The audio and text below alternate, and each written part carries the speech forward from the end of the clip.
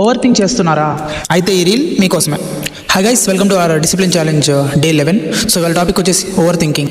ఒక అబ్బాయి ప్రతి చిన్న విషయం గురించి ఎక్కువ ఆలోచించేవాడు. నేను ఫెయిల్ అయితే, పీపుల్ నన్ను జడ్జ్ చేస్తే, ఫ్యూచర్ సెట్ అవ్వకపోతే వాట్, అలా ఆలోచిస్తూ స్టార్ట్ చేయాల్సిన పనులు కూడా స్టార్ట్ చేయలేకపోయాడు. ఆపర్చునిటీస్ వచ్చాయి, కానీ భయం వల్ల ట్రై చేయలేదు. రోజులు గడిచాయి, నెలలు గడిచాయి. కానీ ఒకరోజు తన స్కూల్ ఫ్రెండ్ని కలిశాడు. అతను ఒకప్పుడు యావరేజ్ స్టూడెంట్, కానీ ఇప్పుడు లైఫ్లో చాలా సక్సెస్ఫుల్గా ఉన్నాడు. అప్పుడు మనోడు అడిగాడు, నువ్వెలా ఇంత కాన్ఫిడెంట్గా లైఫ్ని లీడ్ చేస్తున్నావు? అప్పుడు వాళ్ళ ఫ్రెండ్ ఇలా అన్నాడు, నేను ఎక్కువగా థింక్ చేయను, బట్ ఆ పని మాత్రం స్టార్ట్ చేస్తా. ఆ మాట విన్నాక మనోడికి బల్బు వెలిగింది. ఎందుకంటే ఓవర్ థింకింగ్ నీ ఫ్యూచర్ని ప్రొటెక్ట్ చేయదు, నీ ప్రజెంట్ని ఖచ్చితంగా డిస్ట్రాయ్ చేస్తుంది. పర్ఫెక్ట్ టైం కోసం వెయిట్ చేయడం ఆపేశాడు. ఫియర్ ఉన్నా కానీ యాక్షన్ తీసుకోవడం స్టార్ట్ చేశాడు. అప్పుడు అతనికి అర్థమైంది, లైఫ్ చేంజ్ అవ్వాలంటే ముందు థాట్స్ కాదు, యాక్షన్ చేంజ్ అవ్వాలని.